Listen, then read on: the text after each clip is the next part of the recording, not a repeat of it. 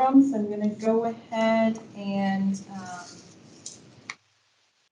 start with announcing that this meeting is being recorded and will be available on our website within 24 hours.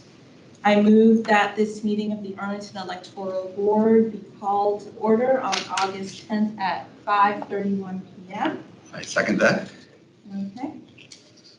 Favor? Aye. Okay, so we're going to start with the, is that Scott I'm hearing? I hear him. Okay. I hear the voice. Making rounds.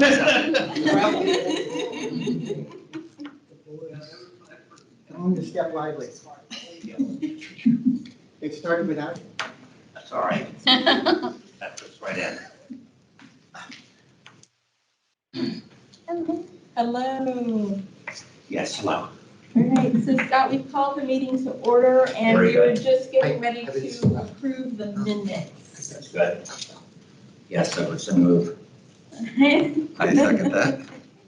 All in favor? Aye. Aye. Okay, so that's the minutes approved. Next thing is going to be election officer appointments, and we have this, is this the? We have 17 people, and all unaffiliated at this point, since we haven't gotten a new list. 17 total. That have applied since the last time we appointed election officers. That was the last meeting, I believe. All right, goodness. All right, so then I move that we appoint the new election officers. Second. All in favor? Aye. Okay. And finally, the last thing on our agenda is the early voting hours and locations.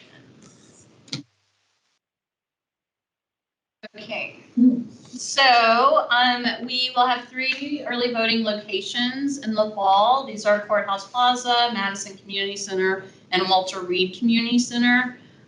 Just as a reminder, these locations are established by ordinance by the county board. And the electoral board and the general registrar have the option of setting hours for these locations.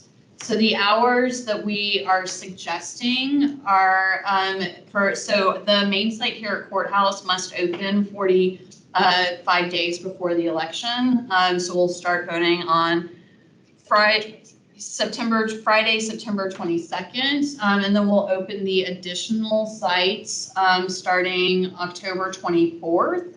And we'll open those sites Tuesday, Wednesday, Thursday from 2 to 7 p.m. In addition, we'll extend hours here at Courthouse till 7 p.m. That Tuesday, Wednesday, Thursday. And then we'll be open the last 2 Saturdays from 9 to 5 at all 3 locations. And then we'll be open at all 3 locations from 11 to 4 on Sunday. And this is roughly the same that we've been doing the last couple of elections.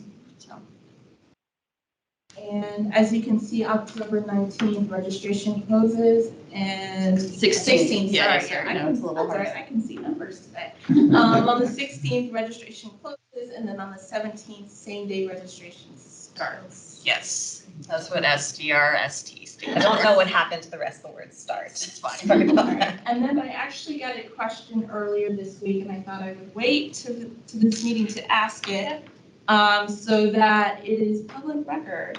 Yeah. And that question is when do the drop boxes open? So the drop boxes, traditionally we've opened them the Monday after ballots are mailed. So those would be open 22nd, 3rd, 4th, 5th, starting on September 25th. Okay. Unless there are any other. Well, let me just add on that. I thought you did an excellent summary of the primary election results. Yeah. One of the things showed was that the vast majority of ballots placed into the drop boxes were put there the last few days at a time when, of course, people might have some concern about their mail ballot getting in time. So I would just strongly suggest that we adopt a policy of keeping all of the drop boxes, but just not opening them until, say, 10 days before the election. That's certainly a consideration. One of the articles that I read from someplace else is, I think it was Pennsylvania. They waited until 2 weeks before the election to open their drop boxes And when they went to open them, they actually found ballots already in the Dropbox, which that is pretty difficult to do with the security features in these Dropboxes. So voters were still spending a long time pushing their ballots through the available seals and there was something like 13 ballots that they found in their Dropbox. And the reason it was reported in the paper is it was reported as fraud, but there was no fraud. It was just voters got to the locked Dropbox and still shoved their ballot in there anyway. So there is some, like I said, we don't know what voters would do, but there is some security concern if voters have their ballots and they don't have that Dropbox option. Are we going to have ballots sitting out there potentially that voters have forced into these boxes? Even though, like I said, we have everything reinforced 15 different times, but voters are very determined at times. And one could then put a sign Yeah. perhaps on the Dropbox. We Open 10 days before the election or something. Yeah, like I said, the concern is that it just becomes like without giving them, voters always find a way. And whether, like, even if we don't, so if it's there, they're gonna be finding a way to get their ballot in there. So, but I'd entertain conversation from, any comments from Scott or Kim? Thanks, I suggest you consider everything that was intended by the General Assembly when you were given the discretion to make the decisions and if it's possible, depending on the outcome of the results in November, that there may be some changes in terms of drop boxes, the period of early voting remains to be seen. Obviously, you have to deal with what is before you right now. But I think that going forward, as we suggested when you, prior to your decision with respect to the primary, to consider what you think makes sense for this particular election, based on the results, as Rich mentioned, of the results and seeing the timing, and I trust you will consider that. And I look forward to reading of your decision. So the General Assembly hasn't like set a time like it has to be, No, like you can open the drop boxes at any point the during the requirement is that we have to have, when they're available, we have to have that publicly listed on our website, a certain number of days before the election. Okay. And I offhand just can't remember if that's 60 or 90 days before the election. We're still probably within that time frame. 90 days, we're past 90 days, so, Okay. but we're still within 60 We're days. still on 60. Yeah. Madam Chair, like, it's just that, Madam Chair, my reference to the General Assembly was the very existence of the drop boxes at all. Right. They did not get into the details of it. Yeah. And again, we'll see. Anyone who in here wants to predict the results of the election, let me know. And I would say, I think it could go either way in both chambers. Yeah, but the state board at the time did not, they got into requirements for security, but not necessarily into the time frame of when they're open. And it was more if a Dropbox is available 24/7, then there are certain security requirements. Once again, Dropboxes are also required at every early voting site and polling location, but those are considered what's called a supervised Dropbox. So, yeah. Because what I'm wondering as well, and I fully understand your point, Rich. I am wondering if, gosh, I'm trying to think of the election schedule next year. Like, my gosh, It's it's lot going to of be elections crazy next year. Because my thought is even if we're going to say that the drop boxes don't open 10 days, that there's a, Like that we wait until the 23rd to. Right. we would, I am wondering how voters would react to, what do you mean I can't drop mine What do you mean I have to mail it? When I can just go out my door and walk down the street and put it into a ballot, into a drop box? Yeah. Um, And once again, we, in terms of feedback we've gotten just from voters in general, we haven't gotten much. So I'm not sure if we were to close them, if this would start causing more work to explain why they weren't opened in time. We have received public comment from organizations, both for keeping them open and then for closing them, or, only restricting the number of days that they're open. But it's hard, like in the absence of hearing from people whose ballots who would be impacted by it. Yes. So, and we definitely have our voters, I should say, I can tell you whose ballots will be in that Dropbox on Monday because they are very predictable about who will be in there that first Monday. And I absolutely know I would get a call from them if that Dropbox were not open that first Monday. Madam Chair, one more thought, if I may. If you did decide, and again, I want to respect your discretion as appropriate, if you did decide to reduce the drop boxes, I'd suggest that perhaps you might have a hybrid approach of having them open full time at the early voting sites. Mm-hmm. Again, you'll, I'm sure, consider everything as appropriate. I just suggested that as an option if you decided to limit at all. Sorry, so having them at Madison and Walter Reed open the full-time period? So, yeah. It's an idea, again. Yeah, I'm no, not it's an recommending idea. it, or it's not recommending it, but just suggesting it just occurred to me. If there would still be the opportunity, if you did decide to limit the others, that there'd be an opportunity for them to, anyone to vote during the full time, just as an idea.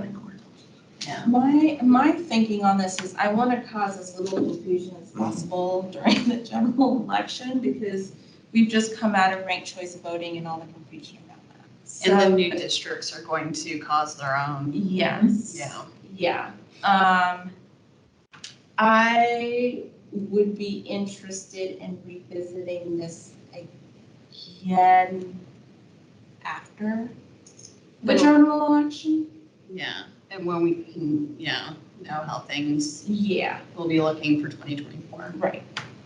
Yeah. So just to avoid any additional confusion. And I will say, one of the reasons, so the drop boxes, where they are positioned in the county, are basically, they're on where I could convince a property owner to give me access to install a camera and to have this Dropbox placed. So that is why they are in front of libraries, mainly libraries and parks facilities. They were really great partners in being able to get the cameras and the location set up. And they are positioned so that no voter is really more than 2 miles from a Dropbox. And what it does, especially for the West End, we see our highest voters who vote on election day voting in our westernmost precincts. So those are East Falls Church, Westover. So it's a way, we aren't going to get an early voting site there anytime soon that I'm aware of. So it was a way of giving them another option so they didn't have to try to get to the east end of the county to cast their ballot. So, but that was the idea with where the drop boxes were placed. So That makes sense. Yeah. So, Rich, if you're okay, let's revisit this after the general. Well, And I've said my piece. Yeah. So I'm happy to revisit it later. okay. Any public comment? Yeah, sure. Oh, I was just going to, we've gone through the arguments about the efficiencies in terms of resources and staff time for the election office. If it would be for just 10 days, that would save almost a month of going to the drop boxes and the resources involved and the staff time. And, given the relatively few numbers of votes of ballots that have been placed in the drop boxes in that period, just seems to me it would kind of a common sense. So, yeah, so the staff that are doing the Dropbox runs, they are doing other things in that lead up to the election period. So they'll spend 2 hours doing their Dropbox run, but then they might go ahead and open and process those mail ballots once they've been checked in. They get reassigned to the warehouse where they're doing. So it's not like, it's just not somebody that we're going to hire. They would be doing, so the Dropbox run is just something they do in addition to their other election duties as assigned. Right. And so having people, the flexibility of having somebody come in on a more regular schedule to be able to plug into some of these extra election tasks has actually been helpful in the last couple of years. But I certainly, understand having to pull somebody away to go do a 2-hour run isn't always ideal, but like I said, having the extra staff on hand has been helpful. How many Dropboxes are there? 9. And they can do that in only 2 hours from the time they leave until the time they get back? Yeah, they are a well-oiled machine. Wow. The teams, they work well together, so they know exactly, they can get in, they have the route marked out. They know, like, there are times of the day where Arlington traffic is horrendous, and so we work around the traffic schedule to reduce so. Wow. So to me, I think voters are going to vote when they want to vote. And if you limit the amount of time that the drop boxes are open, you, in effect, reduce the number of drop-off locations to 1 for the time that the courthouse is the only early voting location. And to me, that sounds pretty restrictive with respect to how much does it cost for them to drive around for 2 hours. I think whatever the cost is, our democracy is well worth that investment. Yeah. Thank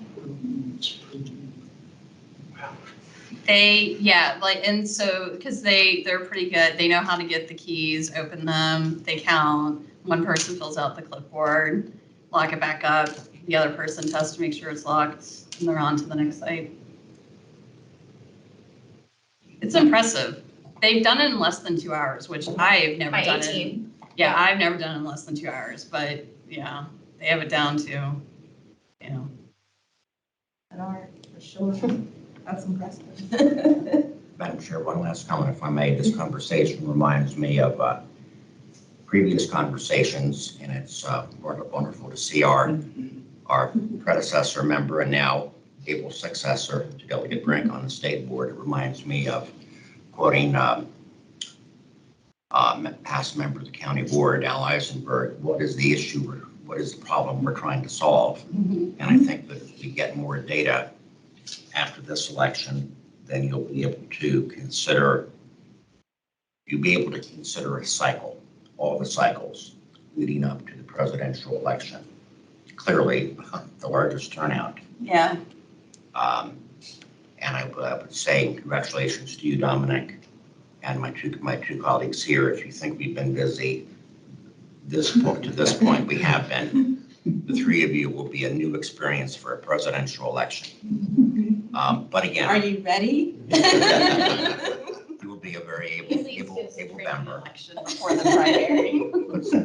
But since this began in 2020, again, Yeah. you will have had a 4-year cycle. And consider each year, again, always good to consider what makes sense in a given year. Again, presidential, obviously being the largest turnout, as you will see. So I think it's been a good conversation. All right, aren't any more comments? Hearing none, I'm going to move that we adjourn the meeting. If I could mention one thing. First of all, I'm very humbled to walk in and see what is over there.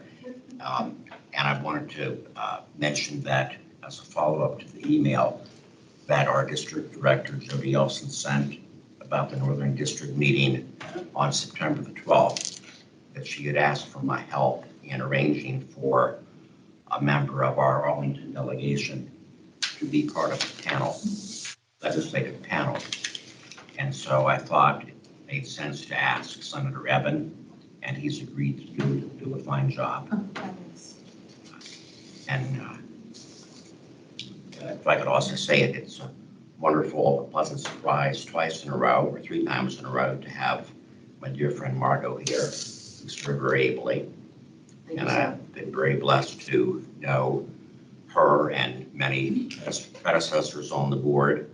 When I recommended Alan Harrison back in 1987, I had no idea that I would ever be on this board myself. But it's been a privilege and pleasure. And so glad again, my more recent dear friend, Matt, is here. And also Delegate Brink, who is a great champion of good electoral processes when he was in the General Assembly, and certainly helped this board over the years. They're considering the fact there have only been, just to make sure everyone here knows, only been, as I recall, 15 persons who've had the privilege of serving on this board since we have records going back to the 1940s. And a wonderful pleasure and privilege. The 2 of you are serving very well. Dominic, again, congratulations. You will be a very able member of this board. And we could not have, as you will see, as I think you already know, a better staff. And I think we have the record in the Commonwealth for the fewest number. This is a good case, normally it's good when you have more, but the fewest number, smallest number of directors of election over the years, because each one of them has earned it, including Gretchen. And so I again, Tanya and Kate, wonderful job you're doing. So nice to see everyone here. Frank, you've been certainly, and John, very active. Each one of you are, Steve, I know what it's like to be a party chair. And as former Sheriff Jim Gondos told me when I was elected chairman, he said it is an experience you will not soon forget. I love being chairman. I also love being immediate past chairman. So again, most recent addition here, thank you for all you're doing. Frank, you're doing so much to help. And that work, I'm sure, along with John, will continue. So again, very nice to have that over there, and I wish you all Godspeed. And I'll be reading about you. Thanks to Scott McCaffrey. Scott, that's for you. Before we get on to more important matters, I did want to raise one mundane matter. Among the materials you sent around was something about ADA compliance, and in particular, it seemed to say that we were supposed to vote that we had seen the policy and that we will do everything we can to make sure that we comply with it. We need to do that today. Not today, but we will need to do it before October 16th. I thought it was the 26th. Is when they have to be approved, is when they have to be, Okay. they have to be done. Okay. I assume we'll be meeting before it. Well, yeah, I did not get I think they sent them around yesterday. So I knew they were coming. Did you watch the training? I'm gonna watch that this weekend. Okay, I will I send started you the watching link it. to the ADA training. Because it is a lot of work. We are very lucky in Arlington in that we have an ADA compliance checklist in Kate Ball. That is what she did. One of her first jobs in election was certifying how many polling locations? 171. 171 polling locations for Johnson County, Jefferson County, Alabama. So Yeah, we're under consent decree, so we have 3 months. with the Department of Justice to do a survey on all 171. So while most localities in Virginia do not have an ADA compliance person in their office, we do. I don't know that Tate necessarily wants to go do all 54 because it does take an hour to do the full checklist on a polling location. So I'd it say is, an hour if you know what you're doing. and yeah, so it is a great deal of work. So we will start working. I would say all of ours were done in 2003. Okay. So, and whenever we brought a new facility we do the checklist at that point in time.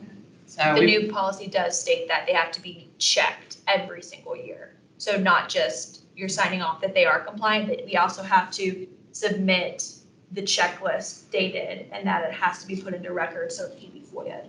So Okay. that's the expectation. Yeah.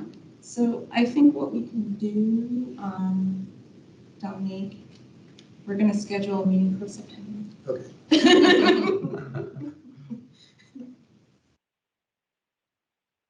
We'll send an email out at that time. We can go through that and figure out, see Yeah. exactly what we need to do. do you have any initial question? It is a lot to digest. No, I haven't Okay. seen the training Okay. for that. It is, like I said, it is a lot to digest, and it is not an easy task doing a compliance checklist on a polling location. I'll just say that, so. All right, well then, I'd like to move that the board officially adopt a resolution thanking Scott for his many years of service on the board and wishing him well as he moves west. Yes, Scott, thank you. Thank you so much for your service, your wisdom, and all Yeah. that history that is in your head. It's impressive. It really is. I've learned a lot from you. You look great tonight. We found some pictures from the archives of Scott's work with the through the year. Oh my God. Yes, it brings back memories. Yeah. I know a great predecessor there, two of them. Yeah. Yes, that's very nice, yes. Well, I will let Linda and Joey know. I remember that occasion well. They made the slideshow. Someone's better in that. Don't worry, Margaret, we've had a few of you as well. That's okay. That's very nice. And I can also tell you that you have Linda Lindberg, Director Emeritus, who keeps up with what's going on here. Yeah, she does. That's very nice, thank you. Great.